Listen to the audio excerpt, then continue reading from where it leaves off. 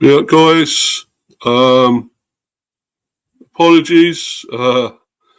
Notice this obviously a bit late. This stream, obviously, it's off to the boundary. Episode 75.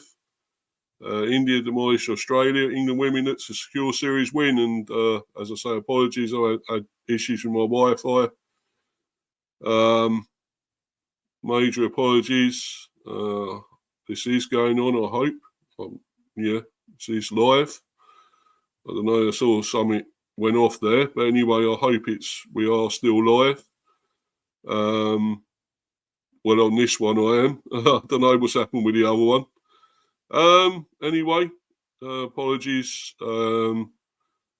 Yeah, I've got other guests coming on. We are going to go through a lot of subjects, obviously, in this one, obviously, about Philip Hughes. The 10th year anniversary, I'm afraid. He passed away, 63 not out, as it says there. Forever, 63 not out. Very unfortunate when he passed away. Obviously playing cricket. Got hit on I think it was on the side of the head or back of the head or something.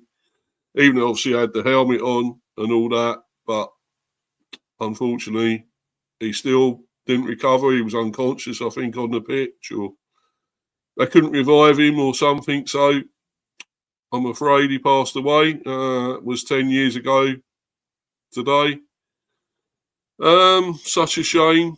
Obviously, I'm going to try and bring the thing up at this. Hold on a minute. The background, I've got another background I want to put on here. If I can do that. Yeah, I don't know why it's not doing that one. Anyway, but this one I do anyway. Yeah, because this is my other background, but never mind, it doesn't matter. I can't bring that one up, so it's cool. I have got a guest waiting here. It's his first time on the channel. So I'll bring him on anyway, and it's Rohan. Be up to you, Rohan. Are you my friend? Oh, there it is. It's on the background. It's a pleasure to be here. Thank you. Yeah, no worries, man. So can you tell us a bit more about yourself? Obviously, you in India or what? Or you do a lot on YouTube? Yeah. Or? No, actually, this is my first time. I'm 22. I'm in my final year of college. All right. And Cool. that's pretty much it about me. I enjoy cricket and football equally. So yeah, you got obviously got a lot of knowledge of it and everything. So, which is great, you know. We all want more people on here that know more about a lot about cricket and well, every other sport really, football of course. So, that's good. And obviously, we are talking about this though. Obviously, Philip Hughes passed away 10 years ago today on the cricket pitch. It was sickening, horrible thing that happened. Don't know if you'd actually remember it happening, or what you was doing on the day when it happened, Rohan. But could you give us an insight yes, into what happened with you when you heard this? yes, a very unfortunate incident. I wasn't watching the match live, but it was. I mean, when the newspapers came the next day, it was a very unfortunate, and it's a one in a million kind of thing. We have seen batsmen hit by the odd bouncer, or I mean, suffering from the body line tactic, etc., etc. We have seen it many times, but Yeah, never one with such a huge price to pay. So a very unfortunate incident, and it brought about a much needed revolution in terms of protective gear, and especially the back of the neck area. yeah. Yeah, it's certainly a freak incident, really, wasn't it? I mean, you never heard of this happening before. I mean, I think you got a lot of protection now most cricketers than you did, right, you know, way back. We're talking way back when there was hardly anything. You had hardly any that protection pads or even the helmet or anything, really. So they've got a lot of protection now. And I think the protocol is, you know, if you get hit on the head now, you know, you've got to have a concussion test.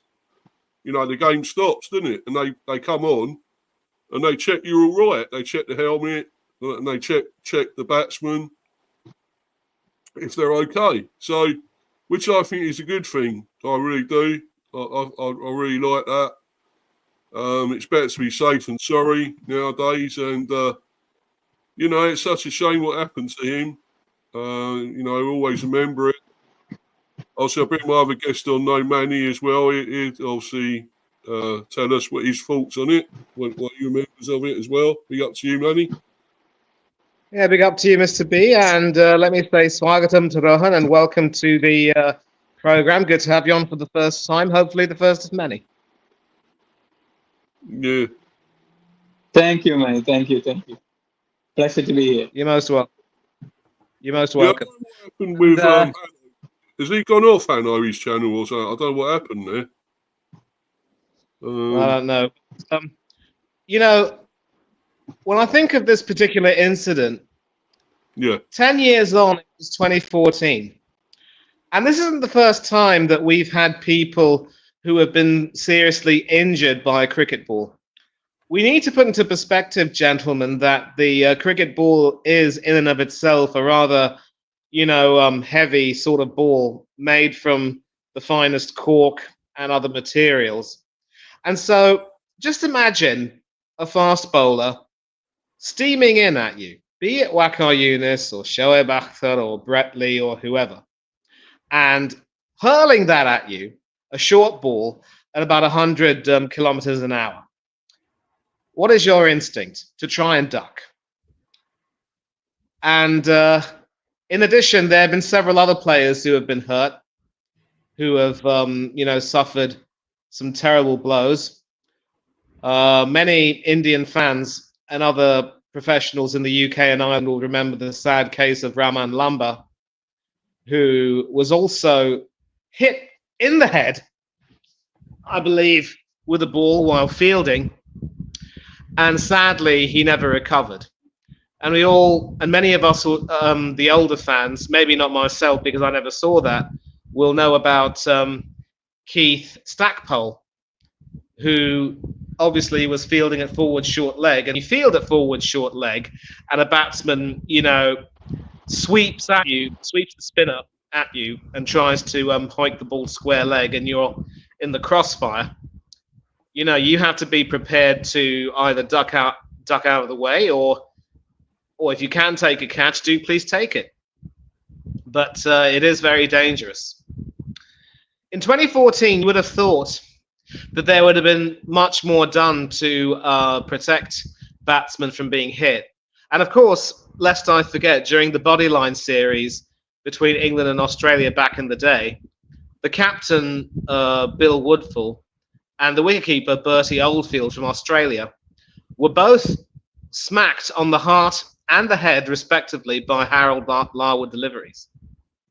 You can imagine how painful they would have been, especially given how Douglas Jardine was hell-bent on using that bodyline theory to try to do whatever he could to win back the Ashes, even if it meant injuring some batsmen in the process. And he was defiant, saying, if batsmen aren't able to play that sort of bowling, then they shouldn't be playing. We have a right to use those tactics.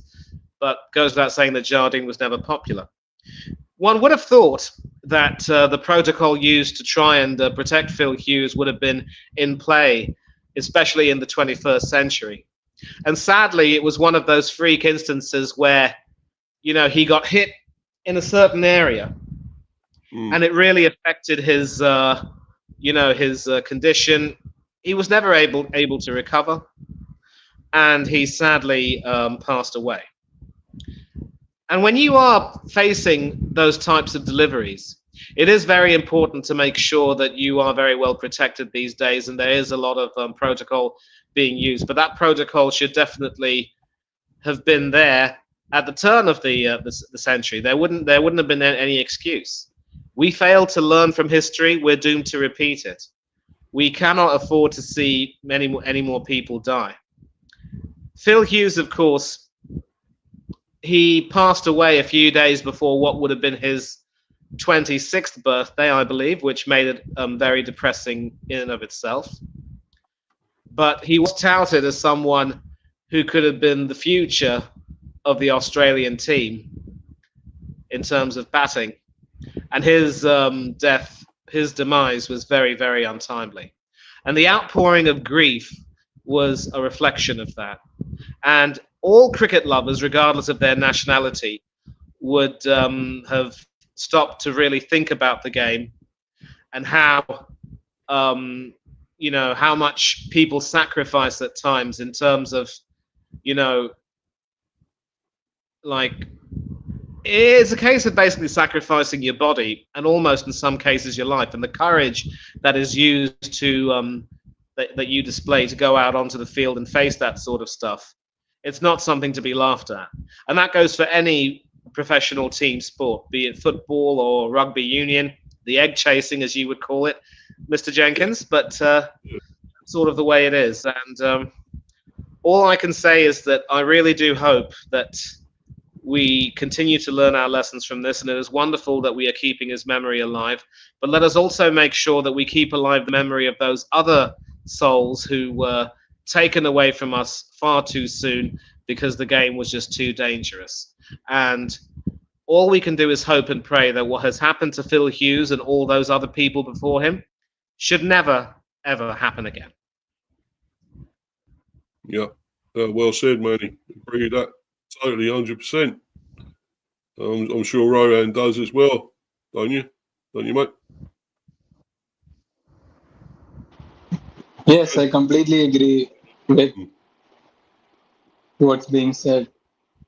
Regardless of nationality, just being a fan of the game, you can clearly understand the loss and the harsh reality check that we've been given through this incident. Yeah. We've got plenty of comments in the live chat as well, and I'll go through them a bit here. I did put a few of them up, but obviously Donna Cullen, be up to you. Wagwan, Mr. B. I don't know if I said Wagwan. Is that right? What I just said? I guess that's right. I think said go on, or something like that. I don't know. Oh, right, okay. I've never heard that word. No, I don't know that, but anyway, yeah, Namas, Mr. Rohan. Donna again. Namaste, is that Namaste? What? Yeah, it's Namaste. I mean, I don't use it much, but greetings to Donna Cullen. Great to see you. Yeah, I don't know. Obviously, she hasn't been on my channel before, but then it's good to have somebody else new. So I'm glad she's on here. Thanks for coming on here, Donna. Yeah, Chelsea, maybe up Mr. B and Rohan. And don't forget Manny, Chelsea fan, he's on here as well. Mr. T is here, so obviously don't forget him. Yeah, Wagwan, Mr. Chelsea fan. Yeah. Yeah, Coach's Corner. Yeah, that's obviously for my subscription to my channel. Please try and subscribe to this. I don't know what's happened with Hanno's. He went off on his. I don't know why. But I've had trouble with my actual Wi-Fi, so that's why I couldn't come on before, earlier. Having issues with it again. But anyway, on here now, so that's good. Sub to Hanno, Mr. B channels, exactly, from Chelsea fan. Be up to you, Chelsea fan. By the way, the streaming, yeah, Mr. B's channel, yeah, on mine. Yeah, Wagwan, there we go, Mr. Fangaderai, on Donna. Ms. Cullen, thank you very much indeed. Big up Hannah in the chat, yeah. Big up Mr. B hello from the other side. Yeah, okay. I agree, Manny, 100%, says Chelsea fan. Yeah. So no one who agrees. Big up Manny. Yeah, so that's all the comments really. I'll just go through this article, gents, and then we'll move on. If anyone wants to add anything to this, when you're welcome to. But I'll just go through this quickly. Philip Hughes' 10th death anniversary. Family remembers the boy from Maxville, who loved navigating as well, spending time on the farm. November the 27th marks 10 years to the day when then 25-year-old, just 25, incredible, sad, Australian opener Philip Hughes passed away after being hit by a ball in Sydney. It has been 10 years since former Australian Test opener Philip Hughes passed away after being struck by a ball during a domestic competition in Australia. In what is the first, Hughes' parents and other family members have opened up on the challenges and the memories of the former Test opener, who grew up in the small town of Maxville in New South Wales. My children know they've always been loved, like all mothers. We try to be the best mums we can be to guide them. They're all very respectful, and Philip was a kind and respectful young man. Hughes' mother, Virginia Hughes, says in Cricket Australia's documentary, The Boy from Maxville, as reported by cricket.com.au. Hughes, who was then 25 years old, was struck by a bouncer on the side of his head below the helmet while playing in the Shield game in Sydney on November the 25th. The Australian Test opener, who played in 26 tests for Australia, amassing 1,535 runs, including 3 centuries and 25 ODIs and 1 T20I for Australia, grew up in the small town of Maxville in the Nambucca Valley in New South Wales. With his family owning a cattle and banana farm, Hughes grew up along with his elder brother Jason Hughes and younger sister Megan. With a young Hughes dominating at the school level, Father Greg Hughes remembers the time when he would travel with a young Hughes for his cricket tournaments across New South Wales. When he started making those school rep sides, you had to start travelling.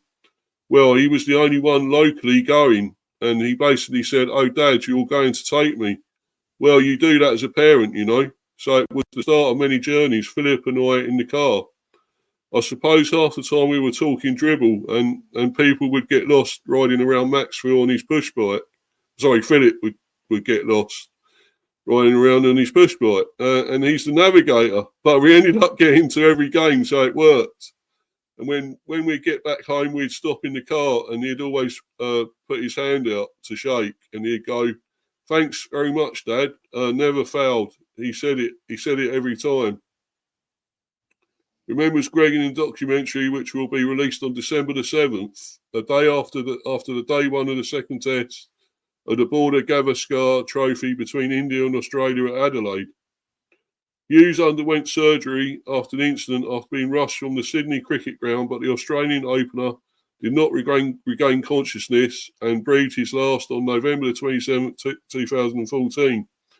His funeral was held in Maxville on December the 3rd, with many, including Australian cricketer Michael Clarke and then Australian PM Tony Abbott, attending the funeral. Hughes' younger sister Megan, who aspired to be a lawyer, moved to her parents' home with her husband, and the sister remembers the night of her 18th birthday. The DJ was meant to finish at midnight. Philip asked him how much it would cost to keep going, and the guy was from Coffs Harbour, 45 minutes away. But Philip got him to keep playing, so the party kept going, says Megan in the documentary. The family has spent their time at the farm home and have been working on the branding of 408 Angus, the business name Hughes had imagined as a tribute to his test cap number for Australia. I like to look at it like there is a little piece of legacy here, Megan says. So many of the things that we do, we bring in memories of Philip, where we utilise things we've learned from him, and connect the farming with his other love of cricket. To really have both sort of entwined here on the farm, I think that he would love that.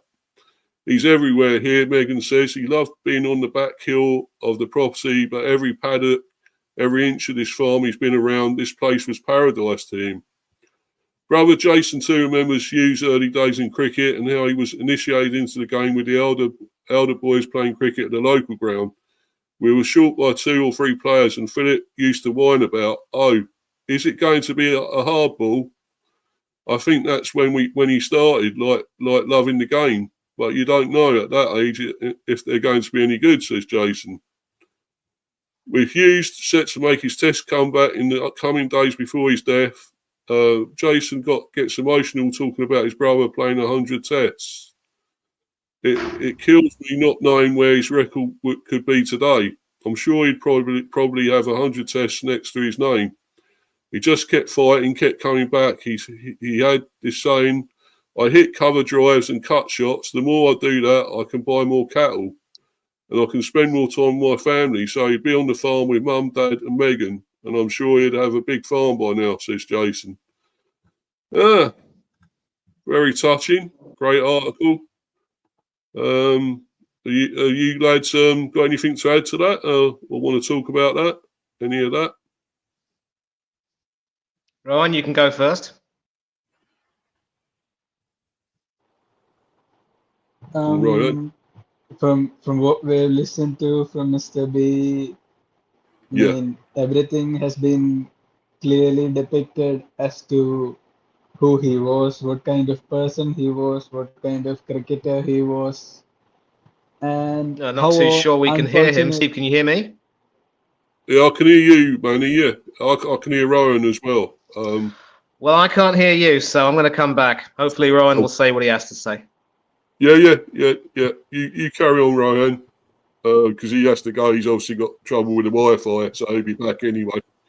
Manny, you carry on. Sure. So we clearly got to see what kind of person he was, what kind of cricketer he was, and how unfortunate it was not only for Australian cricket or cricket as a whole, especially for his family, his friends, the people who have been with him from day one, the presence, the oh, how do I even put this? I mean, it cannot be put into words how what should I say? It is not easy to describe such an incident when since I have not experienced anything even remotely as harrowing as this. I wouldn't know or would not understand the gravity of what his family or his teammates or especially even Sean Abbott. We saying that Australian cricket never recovered from it. Sean Abbott didn't recover from it. Visuals are available of Sean Abbott actually tearing up at Phil Hughes' 10th death anniversary. He was. I mean, it's uh, if it affects us so much, I can't even begin to imagine how it must have felt to the person who actually bowled that ball. Yeah, exactly. Ever I think recover Yeah. effectively from that either. I've got that article here, Rowan. Actually, you talk about Sean Abbott. I've got that one here, and it says Sean Abbott seen wiping away tears on Philip Hughes' 10th death anniversary tribute ahead of domestic match. This is obviously off X, of course. I think all this. Fast bowler Sean Abbott could be seen wiping tears during a tribute to the late Philip Hughes ahead of a Sheffield Shield game on the latter's 10th death anniversary. Hughes died on November 27, 2014 after being struck by a short ball during the Shield game. It was Abbott who had bowled the delivery. Yeah. Abbott is part of the New South Wales facing Tasmania in the Shield, and the 2 sets of players and umpires had observed a moment's silence at the start of the play in Sydney. The pacer could be seen wiping tears as the 2 sets of players walked off and a couple of his teammates patted him on the back. Hughes died aged 25 a day after he collapsed at the Sydney cricket ground after being struck by the delivery in a development that sent shockwaves around the cricket world. It sparked tributes from around the world, and most of them included a note of consolation for Abbott. He had played 26 tests in which he scored 1,533 runs with 3 centuries and 7 half centuries and an average of 32.65. Hughes had also played 25 ODIs in which he scored 826 runs at an average of 35.91 with 2 centuries and 4 half centuries. Yeah, I suppose don't really need to go into that too much more. Yeah, there's obviously the tributes there to him. Obviously you can see all that on Insta and X, of course. All the tributes to him and stuff.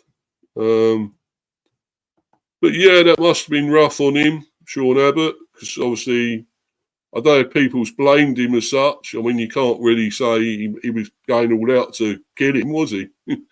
It was just a bouncer. It was just like a freak accident, really. Unfortunately, it hit him there. It could have hit him anywhere, any other part of the helmet, on the helmet and that, but it hit him on the side there. Obviously below the helmet, I believe. So, really unfortunate. It's terrible, but I think fortunately they've improved things since then with protection for the batsmen. So I think if anything, it's done something, but it's never going to bring him back, unfortunately, is it, guys? So No, it isn't, Steve. It isn't. And every single tragedy, similar tragedy to this, would be, a time to reflect on what has been done, what hasn't been done, and what needs to be done more than anything else. And I was also going to mention, you have to feel for Sean Abbott. As you said, he never went out to kill Philip Hughes. He was just bowling a bouncer, trying to get him out, and it really was, the freakiest of freak accidents, and it shouldn't necessarily have happened. And the torment that he would have been going through, I think I'm really glad that people showed a lot of sense and sensibility and not, trying to crucify the poor fella. And it would, of course, be nice. Maybe I think if Philip Hughes's family were to have reached out to him and told him, mate, it's not your fault. It's happened, and do not ever beat yourself up over this. I think that would have been a nice touch, but maybe it happened and we didn't know about it. But obviously, reading the article, Steve, thank you for that, by the way.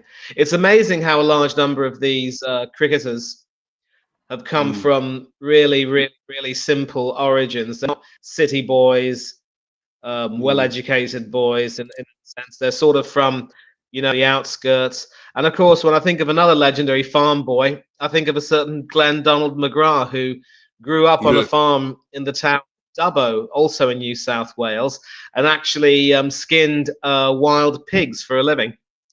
So, stories like this, the boy from Maxville, the farm boy, coming good and being set for great things before, the Lord asked him to play for his team. I think it warms your heart and it also breaks at the same time.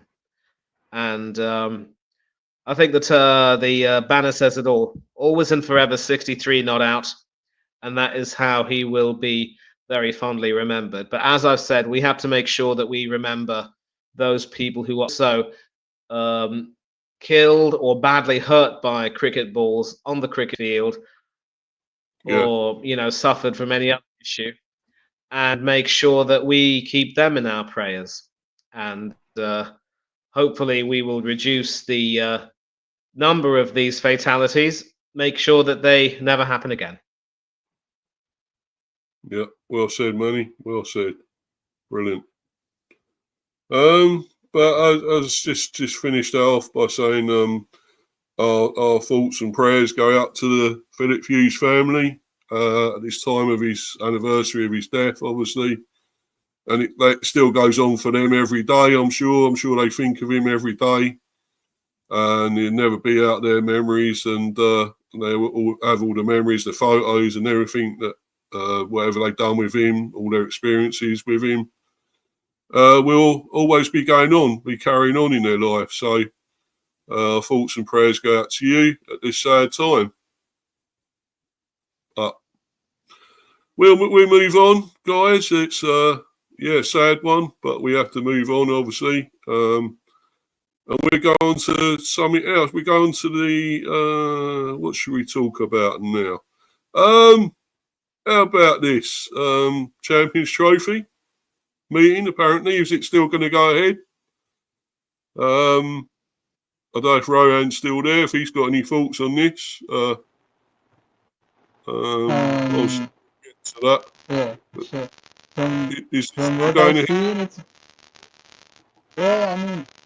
from what I've seen, it's definitely going ahead as planned. But the thing is, India, as Mani said previously, India don't want to play in Pakistan, and Pakistan don't want to move it out of Pakistan just because India don't want to play there.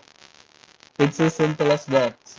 But at the same time, the Sri Lanka A team were actually scheduled to play the Pakistan Shaheens, which is their A team, for 2 ODI matches. I think one was supposed to start tomorrow, and another one was supposed to start 2 days later. But these matches were rescheduled due to political unrest in Pakistan. So they sent the Sri Lanka players back home, citing political unrest. So from what I've seen, the ICC is planning to suggest a hybrid model where Pakistan gets the majority of the games. But I think the number I saw was 10, and 5 other matches, including a semi-final and the actual Champions Trophy final, will be held at a neutral venue, is what I have seen. The meeting is supposed to happen tomorrow, so I think we can only say or have a definite answer after that. Didn't really catch that, I'm afraid, Ryan. It's not very good. Your audio was terrible. I don't know what. Not great, I'm afraid, my friend. Did you catch any of it, Manny? I couldn't really. It was terrible. The background of that, wasn't it? The audio, unfortunately. I did hear quite a bit, obviously, and I think it's a case of, cat and mouse being played on both sides. I mean, or sort of, linkmanship more than anything else. Basically, we have a situation where India have made it clear that under no circumstances should they be forced to play in Pakistan. And I'm not too sure why they're making such a big fuss about that, because I do seem to remember in the early 2000s, India actually did travel to Pakistan a couple of times to play some test series. Both of those, of course, were when Inzamam ul Haq was captain of Pakistan. And I think one series we saw Saurav Ganguly captaining the team. The other one, Rahul Dravid captained Team India. And so those 2 series, and I'm sure Rohan might remember them reasonably well, or maybe he doesn't, I don't know. They were sort of marketed as the friendship series, which probably was, it might have been sort of sometime after the whole Kargil episode, but that was sort of at a time when people realized that that as neighbors, India and Pakistan had to learn to cooperate. And as part of the motion, 2 of the famous rock band Pakistan and India, Strings and Euphoria, even got together to promote the series and release a promotional single, and I believe that was called Win Hearts, translated into English. And so those 2 series were played without any issues then, and there have been bilateral series after that. And I think one of the big issues that India have is obviously the political situation in Pakistan, obviously concerning Imran Khan being, arrested and ill-treated. But whenever India have gone to Pakistan, they've had no security issues. They were treated with love and respect, and the Pakistan cricketers were also treated with nothing but love and respect. So why India should see it fit to try and enforce themselves onto this issue, I have no idea. And I think you pretty much said it, Mr. B, in the group chat. It's basically about bowing to India's every whim and kowtowing to them, as it were. I think the Pakistani, the PCB chairman, has done the right thing by making it crystal clear that they will not be forced to move from Pakistan. And if India are not really willing to toe the line over here, then the ICC should, in my opinion, do the strong thing and say, well, you know what, BCCI, if you're not going to get your way, then we're not about to simply, bow down to you and bow down to your every wish just because you've got the financial muscle in the game today. In fact, apart from India, I would say that only England and Australia can rival India in terms of financial clout in the game. But, the ICC really should step up and do the right thing. And we are seeing a great deal of controversies in other sports regarding political issues. Just goes to show that when it comes to sports and politics, despite everyone's best intentions, they're always going to mix. And all we can do is just try and do whatever we can to mitigate the damage. But most importantly, do the right thing. And I think you've got the article there, which will talk about everything in detail. Please read that. Yeah, sure, mate. Yeah, I'll get on and do that. Where will the Champions Trophy be played? ICC to take final call after November the 29th meeting. The PCP chairman remains steadfast about hosting the entire tournament in Pakistan. This is Nagraj Golapudi. I don't know if I said that right.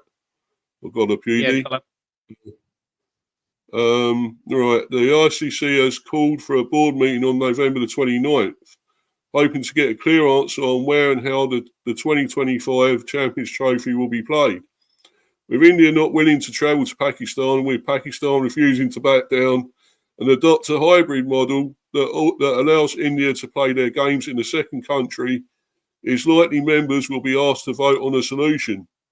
ESPN Cricinfo understands the meeting will be virtual and the final decision could be taken after the ICC board arrives at a consensus.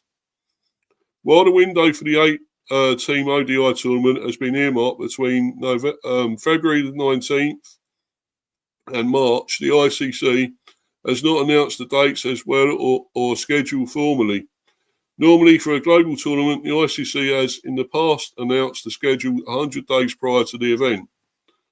The reason for the delay is the Indian government's refusal to allow Rohit Sharma's team the permission to travel to Pakistan. That decision was communicated to the ICC a fortnight ago. The PCB, who were awarded the hosting rights for the Champions Trophy in 2021, subsequently wrote to the ICC posing several questions around the exact reasons BCCI had given. And when they informed the ICC, according to a PCB official, they have not received a response from the ICC to date. The PCB chairman, Mohsin Naqvi, has remained steadfast about hosting the entire tournament in Pakistan at 3 venues, Lahore, Karachi and Rawalpindi. Last week, he said he would be open to a dialogue with the BCCI to break the deadlock. An ICC spokesperson confirmed Friday's meeting, but the PCB has made no comment so far. The ICC board comprises representatives from the 12 full-member countries, 3 representatives from associates and an independent director, along with the ICC chairman and CEO. The meeting comes right at the end of the tenure of the current ICC chair, Greg Barclay. This will be the last board meeting he chairs before on Sunday, December the 1st, he is replaced by Jay Shah, the BCCI secretary and a key figure in the Champions Trophy matter. Naqvi, the PCB chairman, is also a key figure in the Pakistan government as its interior minister. Over the last couple of days, he has been preoccupied in Islamabad in an effort to quell political protest by PTI, the party of former Premier and captain Imran Khan. So, right, gentlemen, what do we make of all that? Well, it's obviously Rohan's still here. I think Manny's gone. What do you make of that, Rohan? As it is well documented there, the situation is as it is, and we'll get to know tomorrow. And as Manny pointed out, it is a cat and mouse game. Neither of them are willing to give up or come to some sort of middle ground. So I guess we'll have to wait and watch what kind of decision the ICC takes. Yeah, I think I know something about your mic there, right? It's not good, mate. So it's not very good, the sound, I'm afraid. I know what's going on with that, but it's obviously not very clear. I don't know if you can work on that, mate, and try and get it sorted, my friend. It's not very good. Let me try. Yeah, have a go, mate. See what you can do with it, and because obviously we want to hear what you're saying. It's all important. Very, very good opinion. So want to hear it.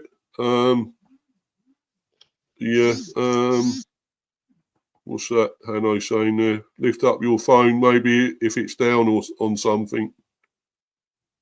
That's what Hanno's saying. Lift up your phone, maybe if it's down on something. Yeah. Possible. Anyway, you're back, Manny. Did you hear that? The article I just read there.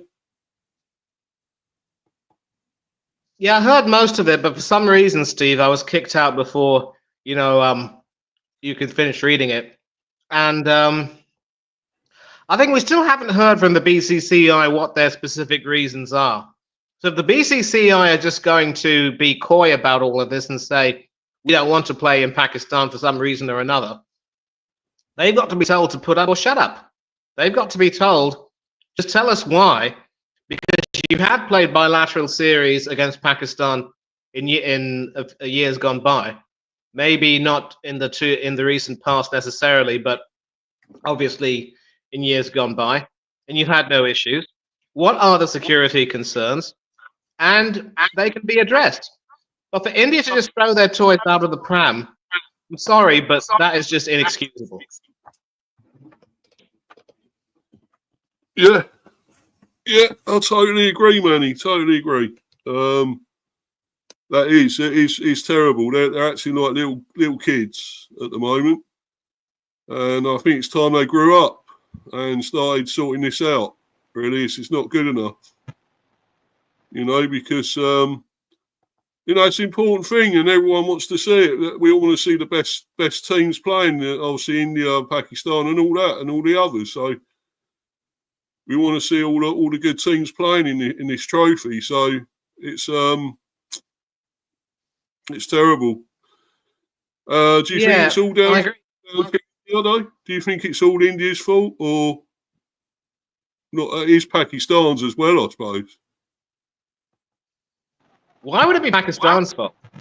They were. Rohan, if you're still there, if you'd like to talk, please talk. Hello. Am I audible? Still not good, mate. The mic, it's not good, I'm afraid. Why don't you try? Don't hold the microphone so close to your mouth. Let's see if we can if you can try and talk. Is it better now? A little bit, but not great. It's still not great, I'm afraid.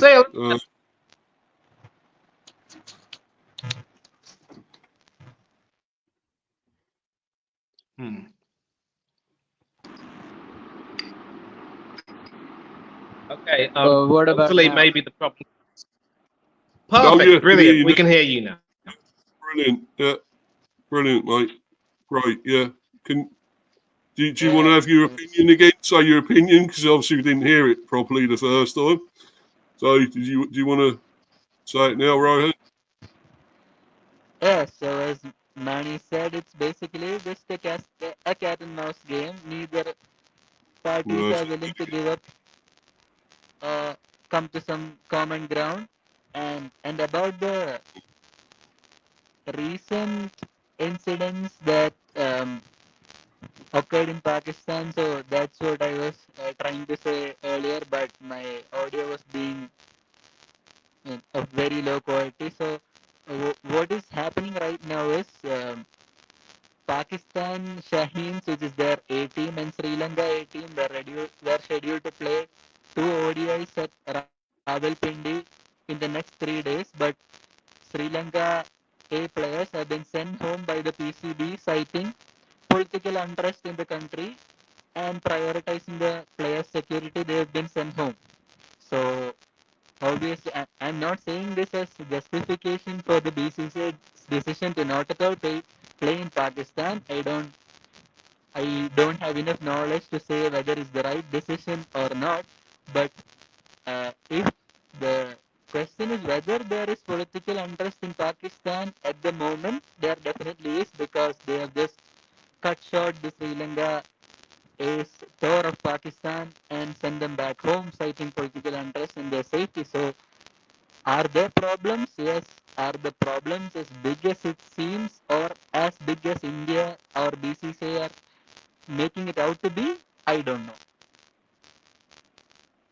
Yeah, again, it wasn't great there, Rohan, your mic. I don't know what's happening there, but it wasn't brilliant, I'm afraid. No, but Steve, I was able to hear what he said, and obviously he was talking about the Sri Lankan tour of Pakistan, the A team tour being cut short, and there is some political unrest in the country.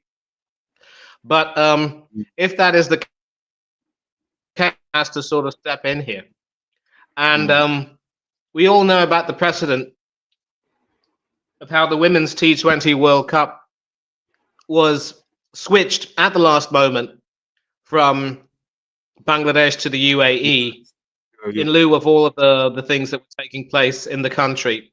And there were protests, people were killed.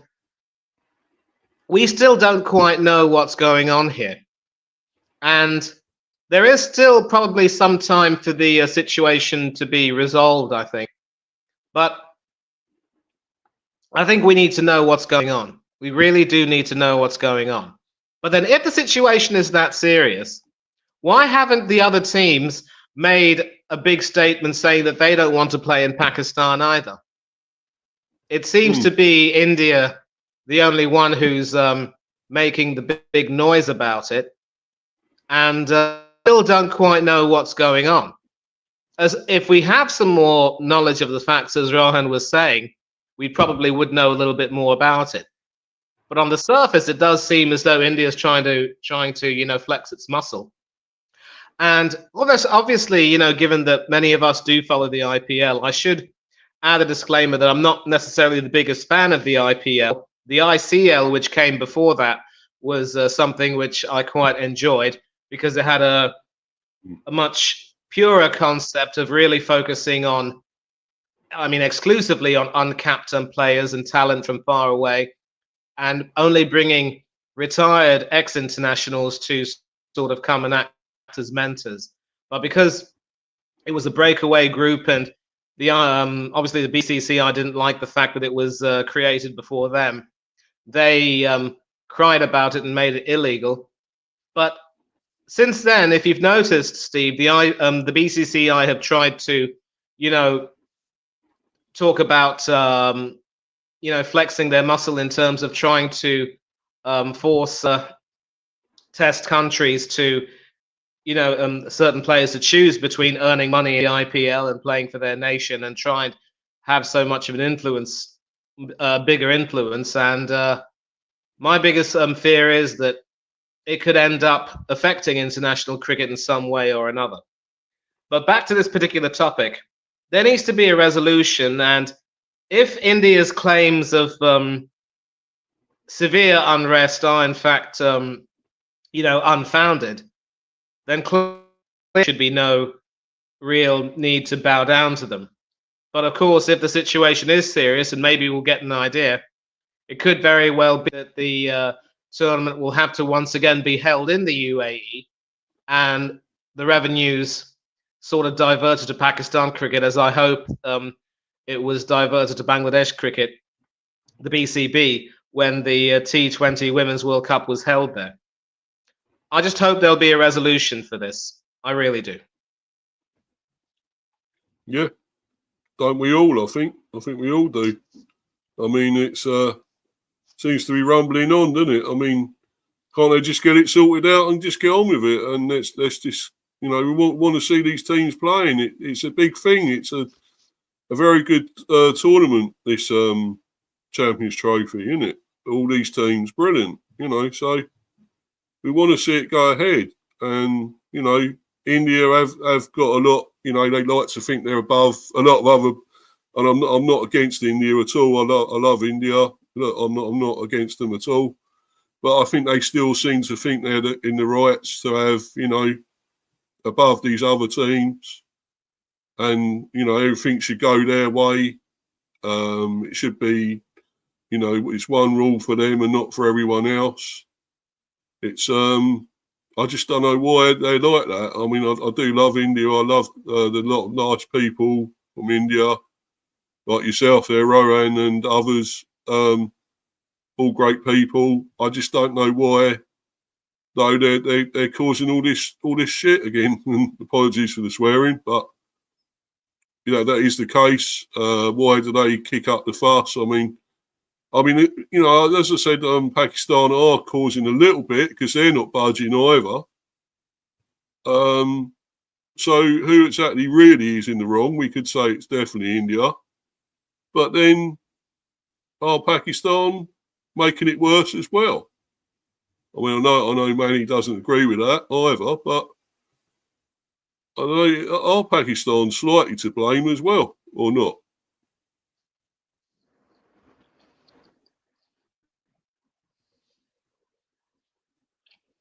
Yeah, you don't think they're to blame, do you, Manny, Pakistan? I'm not saying they're necessarily blameless, Steve, because obviously, you know, if the situation was a lot more, was a lot calmer, wouldn't have had the need to cancel the Sri Lanka A-team tour. And I did say that there was quite a bit of unrest. Blame here probably has to be shared by the ICC. You make a decision as big as that to host the tournament in a country like Pakistan. It's your duty to do your due diligence and make sure that you also help in some way create the conditions that will be more conducive for hosting the tournament. And now we're in a situation where Pakistan cricket could stand to be affected, the fans could be affected. It's like the Bangladesh Women's T20 World Cup fiasco all over again. And what are the ICC doing with regard to this? I do think Pakistan, though, does need to get its act together, but whenever there have been big teams that have toured Pakistan, for the most part, there have been no big incidents. And don't forget, we recently played a series in Pakistan. There were no issues there. No, true. There wasn't. None at all. So it's strange, isn't it, why it's going on? Are they just having a cock of the walk contest again, India and Pakistan? Is it, you know, the usual rivalry between those two that they can't see eye to eye? Is it that again? Did you say they were having a conker fight, Steve? I remember, obviously, that they used to play in school back in England. No, cock of the walk, Manny. Cock of the walk, you know. Oh, right. Who's bigger than the other, you know. Yeah, I get that, but obviously those conker fights, you know, you'd tie a string to those conkers and you'd wave them around. We had those fights too, I remember. Yeah, I done them at school, the conkers and that, yeah, all that. And You know, I smashed one of them. I was playing with my mate and I smashed his conker. Like, split totally, you know. But yes, those were the days. Go back to them again. But no. But yeah, I don't know what's going to happen though. Will it actually be resolved, do you think, in this meeting? Will it actually be totally resolved? It should be resolved, Steve. It should be resolved. And I think Rohan will also agree that whatever happens in the meeting, the biggest priority will be to make sure that the tournament will be held. If it means having to once again shift it to the UAE and have the games being held in Sharjah and Dubai, so be it. Pakistan were proposing 3 venues. I think there are only 2. So it looks as though Abu Dhabi might have to get a venue ready for that. And if they can, good luck to them. I wonder if Rohan on this, I know his mic is on mute. I don't know if you heard any of that. Can you hear me? Am I audible? Oh, yeah, can you hear Perfect, you now? Rohan. Brilliant. Thank you. That's great. Keep it like that, Yeah. mate. Like that. Yeah, try to.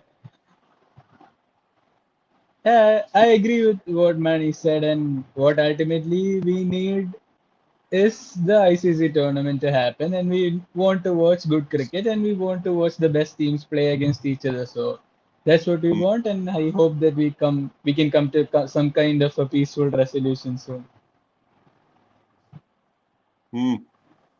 Yeah, I agree, 100% there, guys. And let's hope it does get sorted, and we get this tournament on, and it's brilliant. I've always loved that, the Champions Trophy. You know, the best against the best, you know, and all the best teams in it. Of course, England, India, Pakistan, South Africa, Australia, you know, all the best teams. So, but obviously we'll have to move on here, lads, and we go on to this actually. Talk about the England women. Can they make it a series win, 2-0? And I know we spoke about this the other day, Manny, as well. Do we think well, it's obviously at 4 o'clock today, so it won't be long. Was it 5 minutes or so? 10 minutes, but not far away. And you know, can they make it 2-0? Have you been watching any of this, Rohan? The women's one? I'll try to if some sort of telecast is available, but I don't think so. But anyway, it's 10 minutes to the match, and South Africa women have won the toss and opted to chase. Ah, oh, right. Well, we'll see what they do. I mean, also I've got this article here that says a little bit about it and trying to predict it. So obviously I haven't got the teams like you probably have there, Rohan. I haven't seen the team, so I don't know. It might say them here. South Africa women and England women will continue their ongoing T20I series by facing off in the second clash. Both sides will lock horns at Willowmore Park in Benoni. First T20I of the series was won by England women in a rather dominant manner. Yeah, it was. Brilliant. We love that.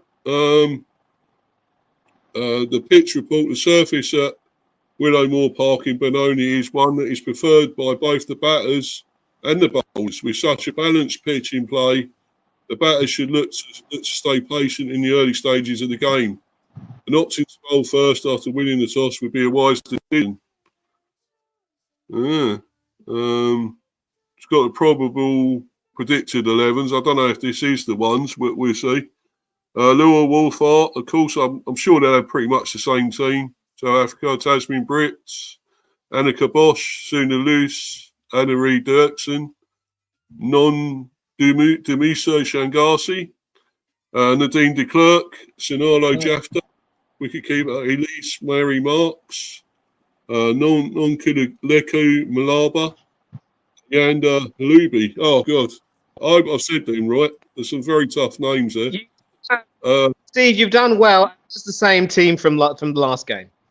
Yeah, right. Okay, and the same England women, Steve.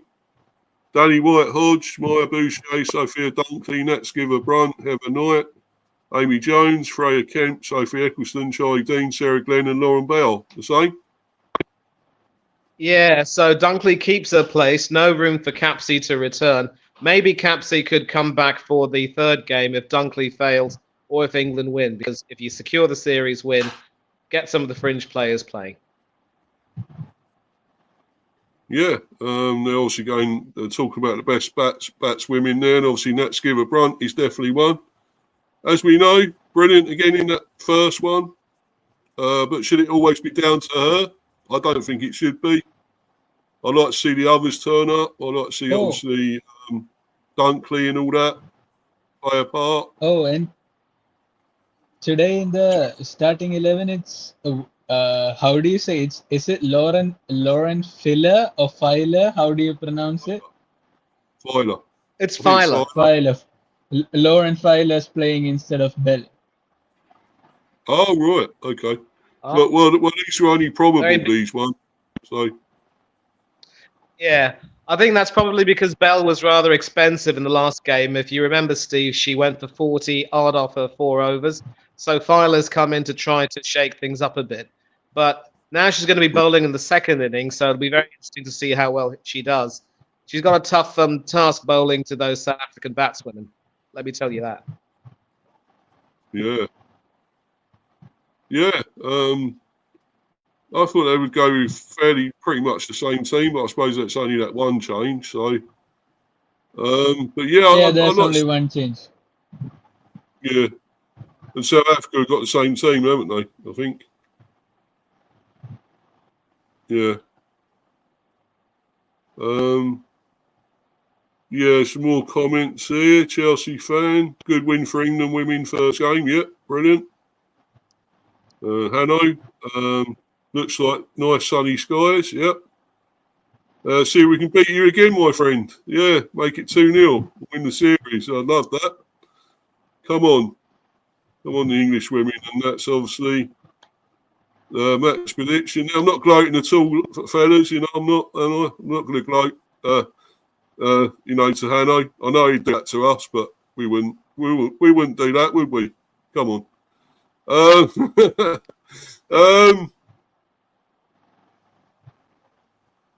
That's the prediction there. Power play 40 to 15, women 160 to 170. England women to win the match. England women win the toss not to bowl first. Power play 35 to 45. South Africa 150 to 160. England women win the match. So they pretty much got the England women to win. So, they think we. I'll tell you what, Steve, if South Africa are to have a chance, their batters are going to have to really do very well in the second innings, and our bowlers are definitely going to have to keep it very tight. So as I've said, Filer's now come in. She'll be on a hiding to nothing. Let me tell you that. Yeah. Yeah. Yeah. Hanno's saying Tryon starting. I believe he's got there. Yeah, Tryon. I did say that she would possibly come back, and what you did mention was the probables. I wonder, maybe Hanno can tell us who's been dropped, who's been taken out for trying to come back in. But so both teams have made only one change, but they could be crucial changes, of course. And Tryon, of course, is an important batswoman and also a left-arm spinner, so she will definitely be key in the chase. Yeah. Yeah. Yeah, definitely. Yeah, and England, as he said there, England batting first. Yeah. Yeah, so we can get a pretty good total. We want at least, I think, I'd say 150, 160 to 170, would say, or more would be brilliant. But yeah, I think we need a pretty big total here.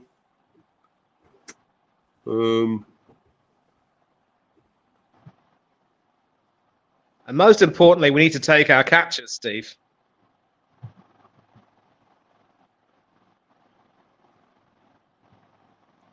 Yeah, I think Steve's sort of gone for a bit. But Rowan, if you're still there, I don't know if we discussed the if you discussed India's amazing win, but obviously you might have had a lot to say, and if you haven't, then maybe now's your opportunity. First of all, how great a game was that for Jasprit Bumrah? Everything he touched turned to gold.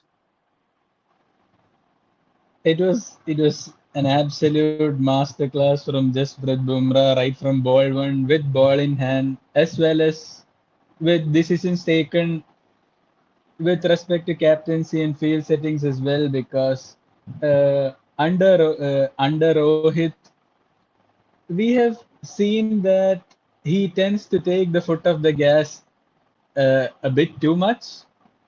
In the New Zealand series, there were spells that where we could have been more aggressive or tried to push the issue a bit more, but he set defensive fields and tried to play it safe. Bumrah did nothing of that sort.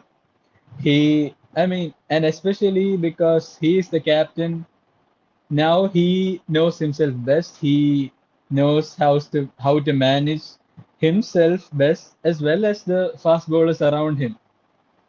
So in that sense, it was the bowling rotations were spot on. The field settings were it was more so dependent on the conditions and not on the individual batters. But overall, it was a very impressive captaincy debut from Bumrah, and his bowling was unbelievable in both innings. Especially, I mean, as Indian fans, a lot of us wanted to watch Kohli get that 100.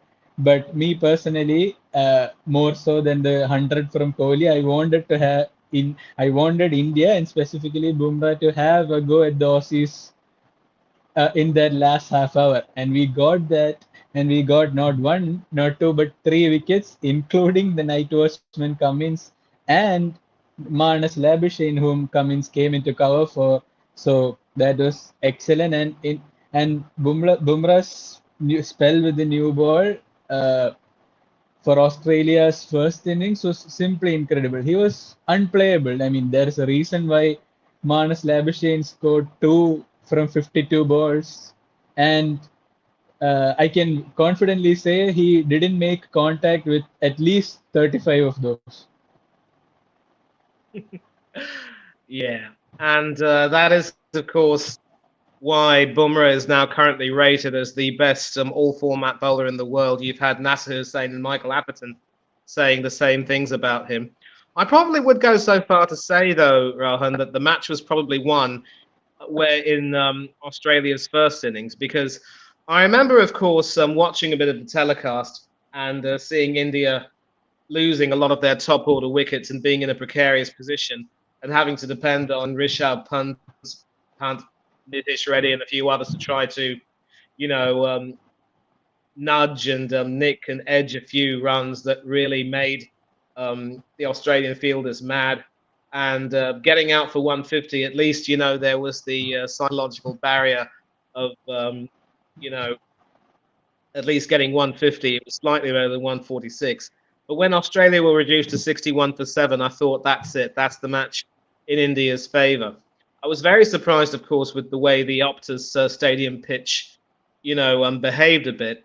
And historically, of course, I suppose when you take a look at the Wacker pitch back in the day, you know, it would be the first two innings, the first innings of both teams that would pretty much go some way to winning the game, especially given how fast that wicket was. And if you bowl first and concede a big total and end up not being able to surpass that, you put yourself behind the 8 ball. If you go ahead of that total, you give yourself a really good chance of winning. But then in the fourth innings, it does tend to deteriorate a little bit, and you in the third innings as well, especially when Nathan Lyon was bowling, the ball was sort of rolling along the pitch, grubbers as we would call them. So I was critical of Bumrah's decision to bat first, but it turned out to be the right decision, and I stand corrected. And you know, I think let's also get an Australian perspective. In as much as India bowled well, Australia are in crisis. Marnus Labuschagne's struggles are well clear, but so now it has to be said are those of Steve Smith, Usman Khawaja, and several other batsmen. Only Travis was able to keep his head. And, a mutual friend of ours, Kenny Ken, was talking about how the team is aging and there are no batsmen coming through. So, could this potentially be the series where we see the end of the Australian era? And that could be good news for Steve and me as England fans because we've got the Ashes to aim for in 2 years. But we also do have the big fish that is the New Zealand series, and that's starting in about a few hours from now, actually.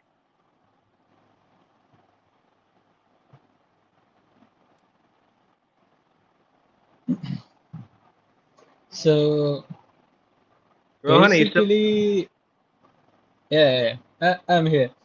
The In the start of Australia's first innings, Usman Khawaja was actually taking responsibility since it was McSweeney at the other end.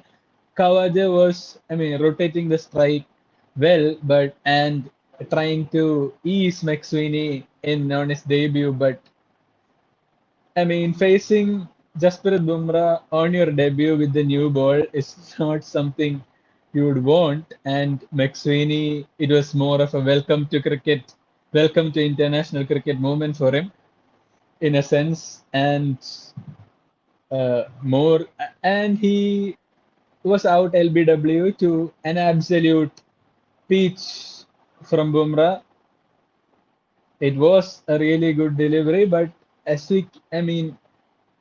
we are continuing to see Aussie batsmen get stranded at the crease. The feet are not moving, especially in the case of Labuschagne. He was like, it was a real struggle.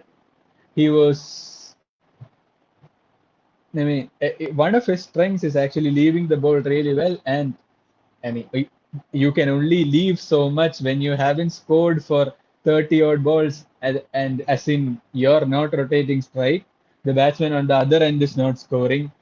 So the total is not going up. Is he getting settled? No.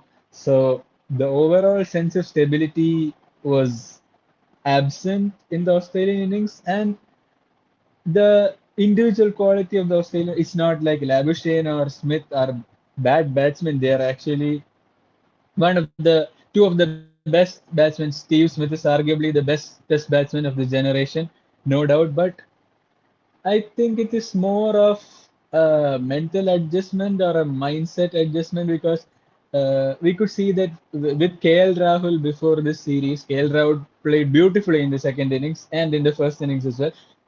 He was it. His off stump was being exposed.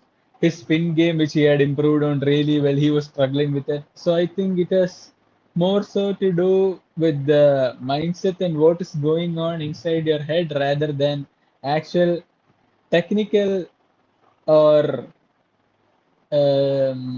what do you say, struggles related to actual experience or gameplay. So I think it has more to do with the mental aspect of things. But Australia really do have a top order concern because McSweeney, it was his debut. They are not calling upon any of their established shield batters, as in Bancroft or Sam Whiteman or even Josh Inglis, for instance. So I don't understand what their actual plan is. What they're and the former Australian players such as Brett Lee, Darren Lehman, etc. They are trying to fast track these shield performers, especially those young players, into the international arena because they're saying, bank on potential, let them develop. Okay, but you also have to recognize what the consistent performers in Shield cricket have been doing all these years. But at the same time, they also don't want to go back to someone like a Marcus Harris or a Matt Renshaw. So it is a bit of a mess. Ironically, at the start of the series, the Aussies were like, okay, in 2021 we there was some what captaincy issues. 2018-19 Smith wasn't there, and now none of it's there. It is a cohesive team. We have everything, and if I may say so, this seems like the biggest mess out of all of them. Couldn't agree with you more. And I love how you mentioned Cameron Bancroft. He probably would have been my choice to have come back in because obviously he's played international cricket, was sort of, made the sacrificial lamb, as it were, for the likes of Steve Smith and others during the Sandpaper Gate scandal. And you just wonder if the poor fellow has literally been, thrown to the wolves and hard done by. And maybe he might be thinking, to hell with Australia, let me continue to play domestic cricket. And Steve, I don't know if you're still there. I'm assuming you're not, but obviously as an England fan, you might be delighted. And the news is, of course, Australia are going to have the same team from Perth playing in Adelaide. So it's as you were, but I'm not too sure that that would be a good thing for where they are now, as it were. Yeah. Yeah. Well, I hope they're still in disarray because I want them to be. I want us to beat them. Get the Ashes back. I'd love that. And I'm glad they're in disarray, especially with the comments recently again. Should we go into that yet again? Darren Lehman, what he said about Joe Root? No. Let's not give that fellow. Okay, he's not worth it, mate. True. I mean, we loved him when he was playing county cricket, but sometimes he can be a bit of a loudmouth. He's just just add another number to the score. Another Australian cricketer shooting off his mouth when it's not really required. But yeah, so I'm quite happy that they're in some disarray, and there will be a lot of changes made either during this series or even after the series. But briefly, Steve, before we go back to Rohan, how surprised were you at the level of Australia's capitulation? And do you think that players might be playing their last series for Australia? Yeah. Sorry, we'll go to that in a minute. Yeah, I just think it is. I'm surprised how bad they've got Australia. I mean, not so long ago, we they're obviously demolishing us as usual, and a lot of other teams as they usually do. They seem to have sort of gone into like struggling now, and you think they're still sort of preparing, getting players through the system. Great players still. They're still producing them. So why are they actually struggling? I mean, then you got obviously look the players now, Steve Smith and the like, how great they've been. Obviously Stark and whatever. Maybe some of them are coming to the end of their career though.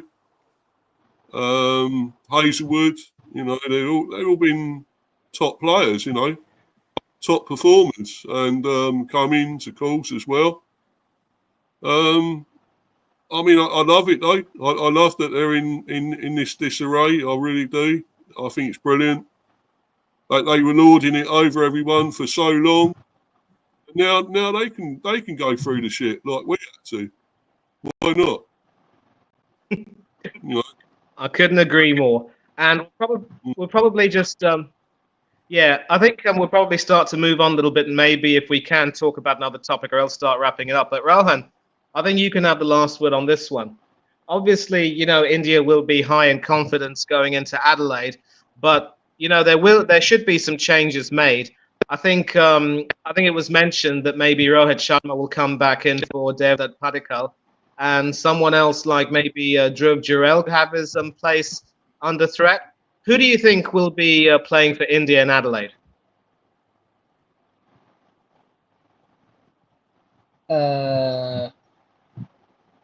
Actually, no, not only from the Indian squad's point of view, Australia, I think Australia is going to call up Bo Webster, the 30-year-old all-rounder from Tasmania, is going to get his maiden call up instead of Mitchell Marsh and his career-long niggles continuing from the UK. So I think Bo Webster. I am assuming it is because Michael Nesser is injured. Bo Webster is set to be Okay. called up in the Aussie squad. Right. But as far as India are concerned, what And changes do you think will be made? from an Indian point of view, okay, the obvious changes. Rohit comes back in for Padikkal. Padikkal, to be very honest with you, Devdutt Padikkal has had the same weaknesses for the last 4 to 5 years. He has absolutely zero front foot game. His front foot moves the same a little bit and always facing towards mid off for every single delivery. Whatever delivery you bowl, be it a short one, a swinging one, a full one, a good length one, his front foot moves the exact same way, and you absolutely cannot survive with that sort of foot movement in Australia. I mean, he was absolutely exposed in the first innings by Hazelwood and Stark. He couldn't. I mean, I would say if Labuschagne struggled, Devdutt Padikkal was an even bigger of a to put it as a struggle would be being polite. So that is a very obvious change, and I would say Shubman Gill will obviously come back in for, I think it would have to be Dhruv Jurel. As Dhruv Jurel, I have very high hopes for him. He's an immense talent. He has an air at the crease. His technique is sound, solid in the sense he I think he had 275 plus scores against Australia in the warm-up matches prior to this. I mean, KL Rahul and Jurel played in the warm-up matches prior to the series, and they looked very different from the rest when they first came out a bat in terms of experience or familiarity with the conditions. But Shubman Gill has already proved his talents in Australia. He's fantastic against the short ball, arguably the best in India after Rohit Sharma. So, he had an iconic 91 at the Gabba test where he absolutely took Mitchell Stark to the cleaners for a 20 run over. So I guess Dhruv Jurel will have to give up his place to Shubman Gill for the next test. Since Washington Sundar is the lone spinner, India are definitely not going to go in without a spinner.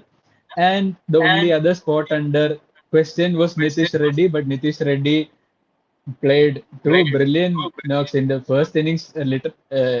Basically, won us the game with his 40 odd runs in that first innings and got a very handy 38 of 25 or something just to put everything beyond Australia's reach in the second innings. So I think he has cemented his place. So Rohit for Padikkal and Shubman Gill for Jurel will be the two changes.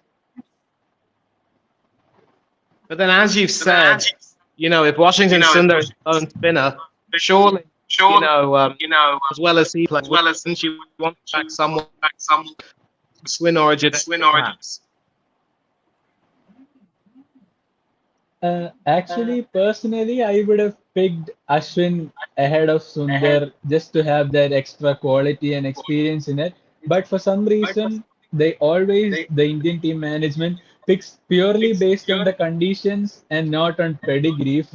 I have always seen these Lyon versus Ashwin debates. Nathan Lyon is always a constant in Australia's attack, regardless of wherever they play. Wherever they play, he will play, be it Australia, England, or but we cannot say the same about Ashwin or Jadeja for that matter. We actually pick spinners based on how well they can bat, and we pick that all-rounder spot if the batter can bowl a bit, which is Nitish Reddy in this case. I don't think he has played that many first-class games, or he has only played three T20Is for India, was straight fast track into this BGT setup. And Washington Sundar has been chosen ahead of Ashwin because he is a left-hand batter or offers that left-hand option, and we can say that he is technically a bit more sound than Ashwin. So I personally would have picked Ashwin, but I think the management may be having second thoughts or having that extra batting cushion. Well, Yeah. we both know how well Ashwin can bat. Steve and I know how well Jarrell can bat. Whatever happens, I think we're all hoping for an India. But Steve, back to you. Yeah, before we move on, lads, another quick update that England are 2 down. We've lost 2 wickets already, 20 for 2. Ah, Not brilliant, but at least, I mean, we still got Wyatt Hodge there and Skipper Brunt now. So if they can get a partnership going, I think that'd be really good. They've got Heather Knight to come, and of course Amy Jones and all the others, so Eccleston and everything. So I think we still got a great chance of getting a fairly big score, possibly, but not great, losing 2 wickets. I think Tammy Beaumont should fancy her chances getting back into the T20 team, and as far as Dunkley is concerned, she might potentially 25 be for out 2 of the in team 2.5. again. Maybe Capsule will come. Yeah, possibly, Manny, but well, we'll wait and see. But yeah, obviously we're moving on to this. West Indies smash Bangladesh. So obviously I believe that's in the West Indies, Bangladesh touring there. Yeah, so pretty convincing there from the West Indies. They made 450 for 9. The West Indies. Justin Greaves got 115 not out. Mikhail Louis got 97. Bangladesh. Is this the right one? Yeah, this is the right one. 269. Jaka Ali, 53. Maminul Haq, 50. And then West Indies, 152 all out. Alec Afanasi, 42. Craig Braithwaite, 23. Bangladesh, 132 for 9. Mahidi Hassan Miraz, 45. And Jaka Ali, 31. Yeah. So he won it pretty convincingly. West Indies. Azari Joseph getting in the action again as well. Yeah, very, very big win. What do you lads make of that? Yeah, you feel for Louis out on centuries there. I think Bangladesh are pretty much out of their depth there, aren't they, really? Yeah, just briefly, and I'm sure Rohan will have some things to say on this. This is now going to be another period of struggle for Bangladesh because I think 2 of their greatest cricketers, Shakib Al Hasan and Mushfiqur Rahim, are at least for now not a part of the picture. And obviously, the political turmoil that has sort of affected Bangladesh has probably seeped through into the team. And we all probably remember the turmoil that Bangladesh had before the ODI World Cup with the whole Tamim Iqbal controversy. So, look, I just think Bangladesh really are now going to go through a period where they are going to struggle and teams are going to find them out. This is, of course, the West Indies team that came to England, Steve, and, we thrashed them 3-0, I think. And, they played some good cricket and parts in that series, but just weren't able to win the big moments. Here, they pretty much won the big moments. And I think if you take a look at that first innings, Kemar Roach's 47 really played a big part in breaking their backs. And, when you have a situation where the batsmen are able to grind the bowlers into submission, and well done to them for declaring before getting bowled out. So that sort of, really irritated Bangladesh enough to try to affect their psyche in a way. And if we take a look at the Bangladesh batting, it's very hard to take a look at see any batsman who did himself justice. There were some half centuries, but that was as good as it got. And they're going to struggle, Bangladesh, for a little bit more time. Yeah, as you can see, there was a 50 there from Mominul Haq and another one from Jaka Ali, I think that's how you pronounce it. And Jaka Ali. but a useful score of 40 there for Das, the wicket keeper, but nothing much. No. Yeah. Yeah, the bowling was pretty good again, pretty tight from the West Indies. 1 for 30 there for Keemore Roach, and 2 for 42, Jaden Seals. Sorry, Joseph, 3 for 69. Shamar Joseph, 1 for 55, sorry. Kavim Hodge, sorry, none for 21. Alik Afanatse, none for 9. And Justin Greaves, 2 for 34. So he got 2 wickets as well as making, what was he, got 115? So, Yeah, good 100 from him. in the first innings, and obviously for that all-round performance, he was the man of the match. But I think what we're going to see now is a period where Bangladesh try to struggle to stay competitive. Maybe against a few lesser nations, they'll pull out a win. But the days of them being a very competitive team are, at least for now, over for a period. And they're going to have to really struggle to try and build a new team which can really start to compete a little bit more. And Rohan, I think you might have been observing this. What's your take on Bangladesh and where they are now? Can you hear us? I think the more than Kemar Roach's 47, I think it was the 150 odd balls that he faced that also made a huge difference to Bangladesh's psyche, because I think Mominur Haq faced the most number of balls for Bangladesh. It was 116 odd. Kemar Roach faced 144 balls. They batted for 150, 144.1 overs, if I saw it correct. So I think the Bangladesh bowlers already had their backs broken by the time their batting was on. So it was always going to be an uphill task for the batters. And uh, uh, in addition to Mushfiqur Rahim and Shakib Al Hasan, I think, Mahmudullah Riyad, he was not exactly part of the test setup, but he is also actually, um, uh, what do you say? He was, I think he was only playing in T20s, but basically a majority of the international experience that was present in the Bangladesh dressing room is no longer there. I think that is playing and will play a very huge part in Bangladesh's performances in the recent future. Yeah, totally So I agree think with it's that. fair to say that Bangladesh. Yeah, go on, Manny. You still talking there, mate? No, I was just saying, I'm sorry for cutting in, but I was just saying I agree that Bangladesh is set to struggle. But Steve, go ahead, please. No, I was just agreeing with Rohan there, what he was saying, and totally agree with it. It's I think Bangladesh are, in shit street really. I mean, I don't know if what's that? The other guy's retired, and is he the captain retired? Shakib, is it the captain?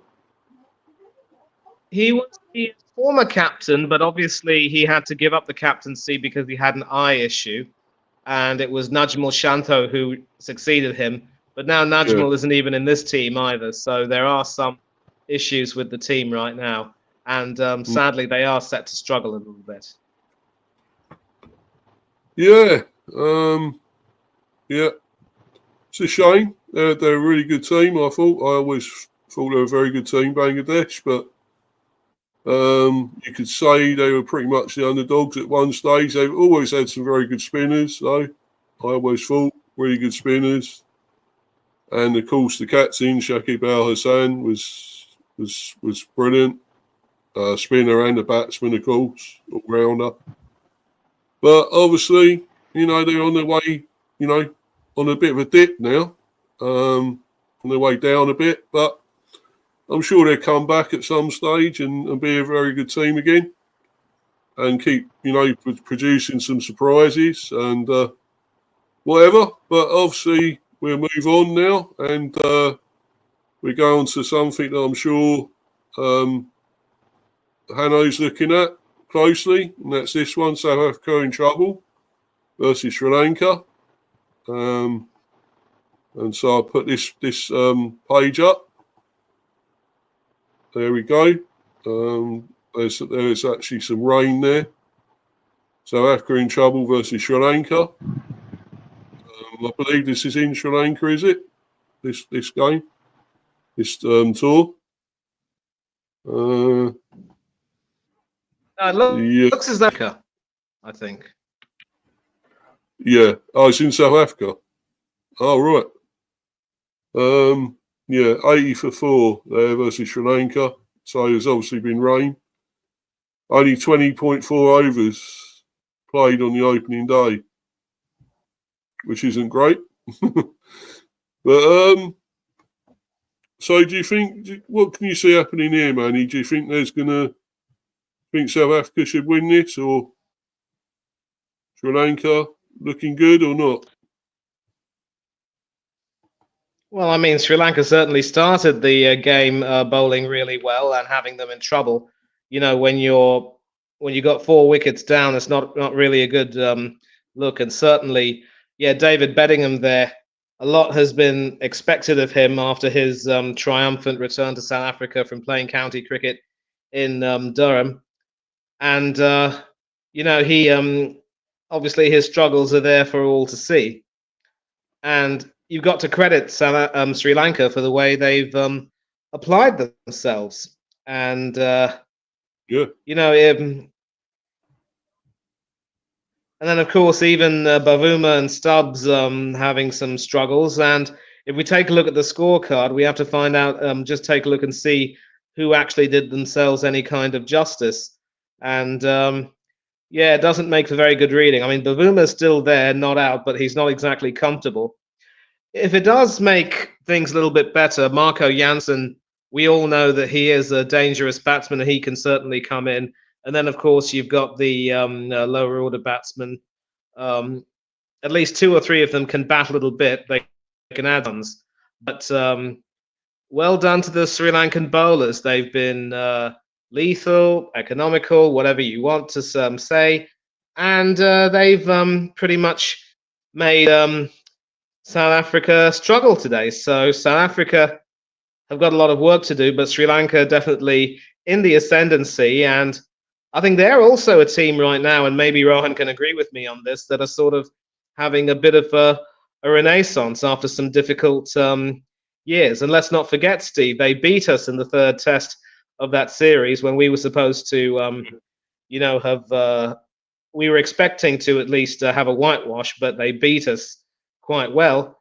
And certainly in Kamindu Mendes, they've uncovered a superstar. Rohan, what's your view on this? Oh, he's gone, mate. He's gone.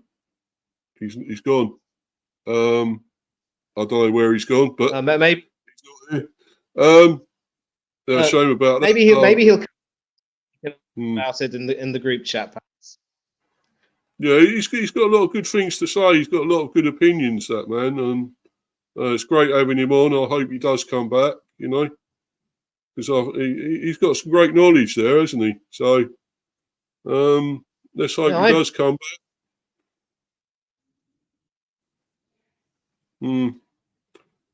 But yeah, so what is this, a free test, this one? I'm trying to see if it's a free test or is it free? Maybe. I think there's only 3, yeah. Can you see, I mean, Sri Lanka looking really good here. Do you think they're going to come back and win this one and maybe go 1-0 up and maybe it's down to South Africa then to come back, to bounce back? Yeah, I think you have to say that Sri Lanka are the favourites for this particular test, and they should well and win this reasonably comfortably. But again, you can't discount South Africa's fast bowlers, so it'll be interesting to see what happens. Yeah, it's going to be. It looks like it could be a fairly close series. This one. If it is the free test, I'll maybe say maybe Sri Lanka might win it 2-1. Would you say? If we don't get a load of rain, load of bad weather interfering, it could be 2-1. Maybe Sri Lanka. I'd still put South Africa as favourites to win because they are on their home turf and they have played some pretty good cricket. But you know, it's a tough one to predict because Sri Lanka do look good. I think South Africa should win this 2-1, but I wouldn't be something a little bit tighter. Yeah, definitely. Yeah. So let's move on. And I'll be back, Steve. Yeah, no worries, mate. Be up to you, Stepsy. Yeah, be up to you, my friend. Yeah, 52 for 2. Yeah, England. Yeah, I'm sort of watching it. Nearly a catch. There, nearly another wicket. It went through her hands there, and I'm a bit behind with my coverage, obviously. So you're probably all ahead. You're ahead there, Stephen. So you can let me know what's going on. Obviously, it's 53 for 2. I think now. So yeah. So we'll move on to the next one. We spoke about that, and obviously it's this one. I've already covered this a little bit on my channel, and the other day we spoke about it, me and Manny. England obviously hosting England in home test series. New trophy name. Yeah, I think New Zealand are going to be tough. You know, they're playing brilliant stuff at the moment. Yeah, 57 for 2. Yeah, but at least we are getting a few runs. That's good. That's good to see. Really is. New Zealand, hosting. Yeah. This is going to be really tough, and obviously it's 10 o'clock tonight. This game, this first Test match. So, we've already covered this a little bit, and obviously I'll bring Manny back. We spoke about me and him before. We're on to this one, my friend. New Zealand and England playing at 10 o'clock tonight. I don't know the actual team. Do you? Do you know the actual team? Yeah. I think Bethel's going to play. You know, the openers are as they are. Yeah, the openers are as they are, Crawley and Duckett. Bethel at number 3, Rooty at number 4. I think it's Brookie at 5 with Pope coming in at number 6, Ben Stokes at number 7, and then the bowlers in no particular order. I think it will be Atkinson, Wokesy, Cars, and Leach. I think that should be the team. I might have to confirm that and let you know if I've made a mistake, everyone. I do apologise in advance. See, I think I saw something yeah, about there. I'm really not looking forward to the start. Is it Bashir, not Leach? I think it's Bashir. I don't think Leach is playing, apparently. Oh, so great. So, you know, maybe Leachy's been given the rest, and that can only be a good thing. So, yeah, you know what? Let me just confirm for you. I'm on Instagram right now. Hold on a minute. Yeah, cheers, mate. I will check the group chat. Whoopsie daisies. Charge this phone. Yeah. 61 for 2 now, England, I think. So, getting a few runs now, England. That's good. Oh, yeah. Yeah, nice recovery. Nice recovery. Ashes to ashes and dust to dust. If we're in a pickle, in that we trust. Yeah. She's going along well. Let's give her again. Brilliant. And I think, who's it with her there? Trying to think now. Who was it with her? Trying to think who's in with her. Oh, White Hodge. It's still White Hodge with her. Yeah. She's got 41. That is brilliant. But here's playing 11, and you're absolutely right. It is Crawley and Duckett opening, Bethel at 3, Root at 4, Brooke at 5, Pope at 6, wicketkeeper, Ben Stokes, captain at 7, Wokes, Atkinson, Bryden Cars, and it is Shoaib Bashir who is bowling. So you're absolutely right. And like I said, I'm not too confident about this. And the only change that New Zealand have made is that obviously Kane Williamson has come back in, which means that Will Young, who was the player of the series against India, has had to make way. And that is a sickener. But I suppose Williamson is one of the players that you just can't, you can't not bring him back in. It is what it is. But the title says it all. A new trophy name. I'm really, really glad that they've got this new trophy name. I don't recollect if Crowe and Thorpe played against each other. Maybe they might have. I think when Thorpe made his debut, Crowe was very much a senior batsman in the team. Maybe they played against each other. But, you know, it's wonderful to be a tribute to two players, obviously, who've had big associations with New Zealand. Crowe, in particular, was New Zealand's darling at the time. Made a short-lived first-class comeback and was then, not too long afterwards, diagnosed with cancer. Gone far too soon. And, of course, we all know about Graham Thorpe, that tribute we had to him where our good friend Kenny Ken was kind enough to join us. And obviously, I'm sure he loved the gesture. I'm sure the families of both Martin and Graham would love this gesture too. And I'm looking forward to a really good series, and I'm looking forward to seeing. I mean, I'm not looking forward to this particular game given the wonky nature of the selection, but England-New Zealand series are always, at least more often than not, very competitive, well-played affairs. And in contrast to the Aussies, who you and I both love to hate, you can't help but admire the Kiwis or the Black Caps, or whatever you call them. Yeah, whatever you call them, they're brilliant. I think New Zealand, they're really on the up again. And as Stepsy said there, White Hodge has got 50. Brilliant, break from her again, yet again. Okay, she didn't make a lot in that last game, that first game. I think, what did she get? 11 or something. Wasn't a lot. So that's good, brilliant from her. And obviously Skiver Brunt.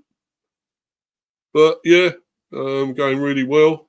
And obviously when I finish this stream, I'll be watching this, carrying on watching this, because hopefully we can win this and make it 2-0, win the series. That'd be amazing. Yeah, 78 after 8 overs. Yeah, 78 for 2. Yeah, going really well now. But obviously back to this one, and it's going to be fairly close. Do you think? I think they're both sort of similar, New Zealand and England. I think I've lost your audio. I'll have to come back. Okay, mate. Right. No worries. No worries, Manny.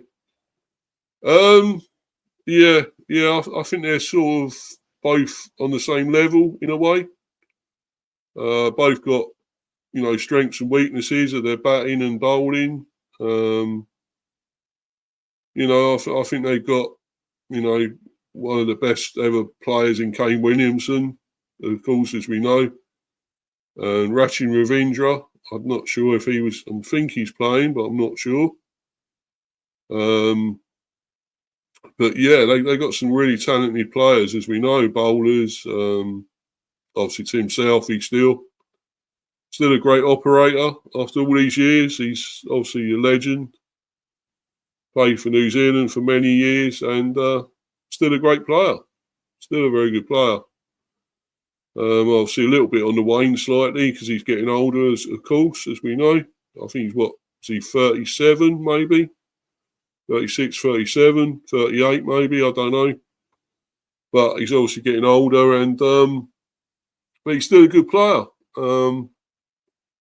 But I think we're still going to have enough for him. I don't know. I just hope some of them turn up, the openers and the top order. I really want to see us do something at the top order, Crawley and and obviously Duckett and everything. Pope, you know, and of course Bethel. It's a bit of a baptism of fire in a way for him there at New Zealand, but you know, he's had some experience now. He's played for us in the T20s and ODIs, and he's a good player. I really do rate this guy. He's a great all-rounder. Of course, born in the West Indies, of course. And of course, we got another one from South Africa in Cars, Brian Cars. Thank you, Hanno, for yet another good player there. Another one of your players from South Africa. That's great that you're producing them for us. Cheers, Hanno. That's well done. Add another number to the score, Steve. Oh, is it 82? Is it 82? The two? Oh, 83. So I'm a little bit behind, Manny, with my score here, I think. It's a little bit behind. No, but what I was saying was you mentioned, obviously, that Kazi, you know, came from South Africa, another one that Hanno has given us. Yeah. In the word, as the Pet Shop Boys would say, just add another number to the score. All day, all day. Oh, right, Watch them all leave. Oh, dancing. Yeah. All day, all day. No, I better not keep singing. I might turn a few people off. They won't want to keep watching, will they? But anyway. No, but... Don't. Yeah, the Pet Shop Boys, brilliant. Yeah, I love them. I still do. I mean, they're still on tour now, of course, still touring. So anyone loves them. Born in the 80s, gone through the 80s, growing up, whatever, 90s, you know. Great band, you know, brilliant. But we're talking about cricket, by the way. We're not talking about music. So, yeah, 83 for 2 after 9. Yeah, they're going well, England. So hopefully they can get, I don't know, I'd love 160, 170, 180 on the board. Am I being too optimistic there, Manny? We'll see. I mean, the most important thing is that we bowl well and take our catches. That was what cost us against the West Indies. Yeah. Yeah, Go West. Yeah. Love that song. Brilliant. Yeah, it's a great song. They've done a lot of great ones, so love to see them in concert. Never seen them in concert, so that would be amazing if I could. Maybe see them at the O2 or something. You and me both. I'd give my right arm to see them, literally. Yeah. Yeah, but obviously I think they are on tour at the moment, I think. So yeah, I'll have to look into that. But I bet it'd be pricey though, wherever they are. So but anyway, let's get back to this, talking about this. And yeah, I mean this would be our last subject anyway. I think there was one more Hanno wanted to do, but I think we call it at that, obviously at this. But yeah, I think this would be a tight contest. Do you think? Can you see who do you think would come out on top? I think you said New Zealand the other day, didn't you? Might just win this. I did, obviously based on the form that they're in and how well they've been playing, and you obviously have to consider that they're just in great form right now. But series between England and New Zealand are always really competitive affairs. And the last time we played them in New Zealand, we had a 1-all draw. We could have possibly had a 2-0 whitewash, but then Neil Wagner got Jimmy Anderson out when we were about a run or so short, and that's another close to where Jimmy Anderson was last man out. Sri Lanka, New Zealand. Love them as a bowler, but as a batsman, he wasn't the best company. So this should be tight. It should still be New Zealand who win this 2-1, home conditions and all, but we will make it competitive. I think after the disaster that was Pakistan, we owe it to ourselves to make sure that we are competitive. Yeah. Yeah, it could be tricky over there in New Zealand. I think the last time we were there, we beat them though, didn't we? I'm sure we won the series over there, did we? No, I we think didn't. We didn't, mate. It was a 1-1 draw. Could have won the 1-1. series. Yeah, we could have won. We could perhaps have won the series, but New Zealand beat us by 1 run in the second test. Yeah.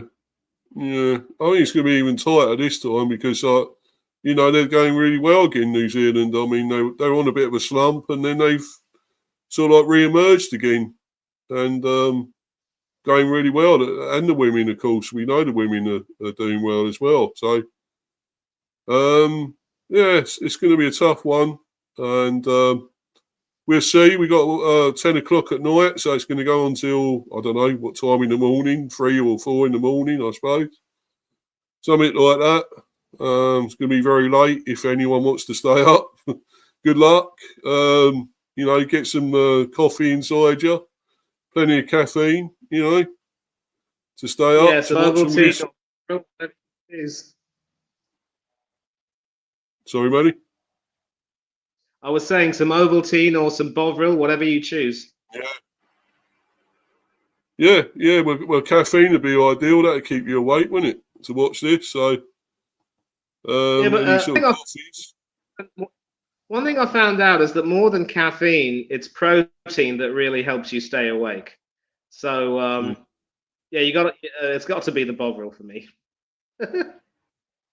Never really liked Bovril, mate. No, I've never been into that. I have liked some Horlicks as well, and I'm not swearing. That was a drink, Horlicks. So they got a lot of different flavours of them now, Horlicks. So I had an apple pie one or something the other day. I tried, really nice, and cherry bakewell. They got one of those, and what's the other one? They had toffee one or something. So. A lot of new flavours now. Cherry Bakewell sounds good. But listen, I should know that you're not really a fan of these strong flavours. You certainly don't like your Marmite. No, mate, you can keep that. Definitely. You either like it or you don't, and you do, but I certainly don't. But yeah, sorry, mate. I said certainly not with your porridge. Nah, not with anything, mate. To be honest, but no, I can't stand it. Never could. Never could like Marmite, but still. But anyway, we'll wrap it up there, guys. I think, and obviously want to get and watch this England now. How they're getting on? They're about 83 for 2 by the looks of it. What Marmite is amazing. Oh no, Stepsy loves it and all. Oh. What's wrong with you, lads? Eh? You guys, I don't know. We just taste, Steve. Cut us some slack, mate. That's the way we are. Yeah, true.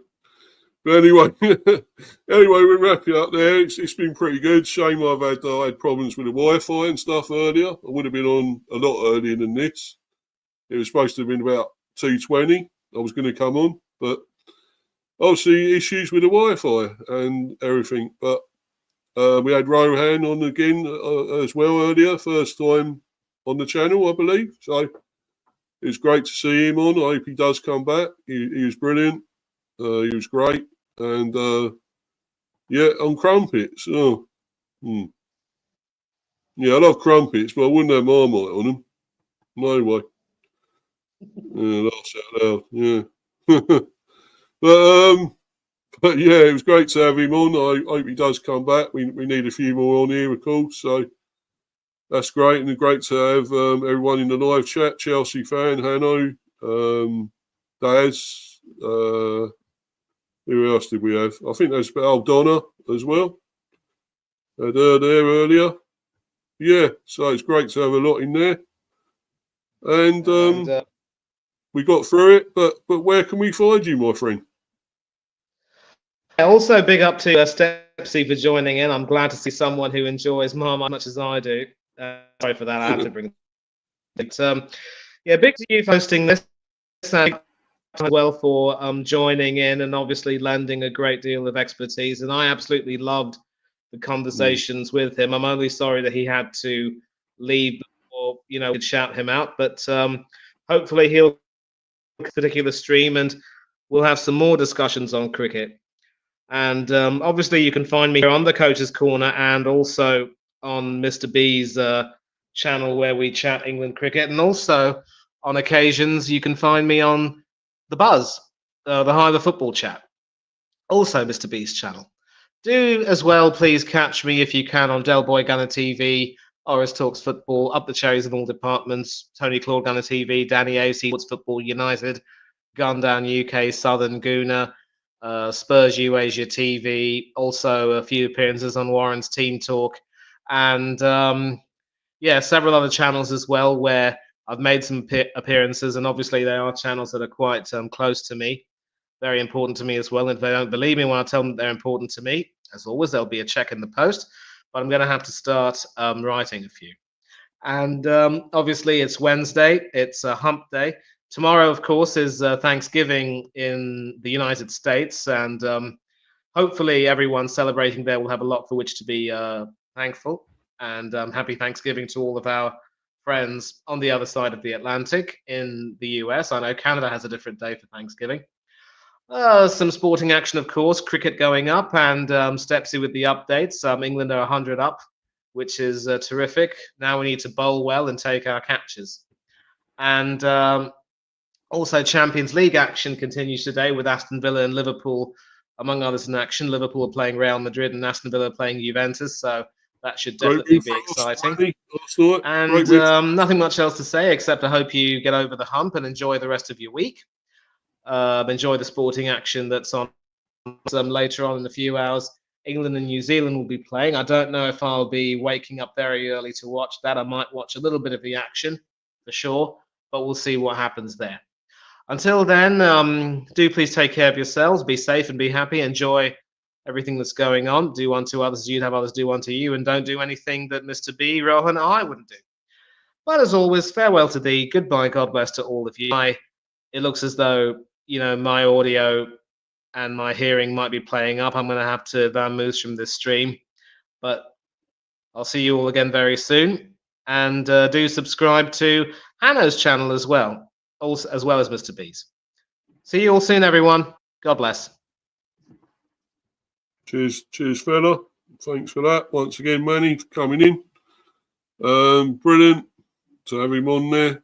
And, everyone else, as I say, once again, thanks for coming in on the live chat and stuff. You've just put my ticker up here. I forgot about that. But, so follow me on Instagram at Mr. B for Life 182 and subscribe to Mr. B Hive Football Chat and Mr. B Chats England Cricket. So, keep doing that. Somebody dropped in the cricket. Never mind. I'll get on and watch that now. Cheers for that, Stepsy. For the updates, my friend, and brilliant. Yeah, and got plenty coming out, plenty of content. I've got the preview for the game against the Bees game against Leicester at home. I'm doing that tomorrow with Leicester Till I Die. Chris, he's going to be on my channel, and obviously we're going to preview that game. Hopefully we can win. It's at the G-Tech, so hopefully we can win after that 0-0 with Everton. Important away point for us there. We got Igor Thiago back, so we got him there now. So hopefully we can score a few goals. We can beat Leicester, managerless Leicester, of course. So no Steve Cooper there anymore. Hopefully, we can take advantage of that. Let's hope. But I'll do the review on that on my football channel, Mr. B Hive Football Chat. It'll be on there, and of course, as I say, follow Hanno's as well. Coach's Corner, got a great channel. This is obviously what I'm doing as well, sharing with his, of course, with his channel. So, Yeah, so please subscribe to both of ours, please, guys. Like and subscribe, and hope you enjoyed this. Very sad, the early one I started with, obviously, about Phil Hughes. 10 years ago, he passed away. Got a bounce of a cricket ball, hit him on the side of the head, and unfortunately, he never recovered. It was horrible, very sad. I'm sure a lot of you remember it. Yeah, cheers, Steps. Yeah, cheers, bro. Very sad about him, about Philip Hughes. Cheers, predict to win, yeah. Actually, I'll put this in the background again before I go. This again about Philip Hughes. Put that there. And, yeah. Really sad. 63 not out. 112 for 2, yeah. Then we'll put 2 overs, RIP, yeah. And thanks, guys, anyway. And I've gone well over here, about 2 hours or so, 2 hours, 6 minutes, I think. So, yeah, very long stream again. I'm sure, I hope Hanno's enjoyed me doing this, like me doing this again for him, hosting it. You'll get him back probably for the next one, but obviously I'll probably be on as well, hosting with him, hopefully. I'll come on there as a guest as well. But anyway, guys, plenty of content coming up. As I say, the Bees preview for Leicester, against Leicester at the GTEC. And obviously plenty of other content, reaction to this women's T20, whatever happens. We win or lose, I don't care. I'll do a reaction and plenty of other stuff. So hopefully I can also, yeah, mate. So anyway, guys, thanks a lot for tuning in and watching it. Really enjoyed it. I hope you have, either live or on playback. But for the time being, I'm out of here, guys. Thanks, everyone. Bye.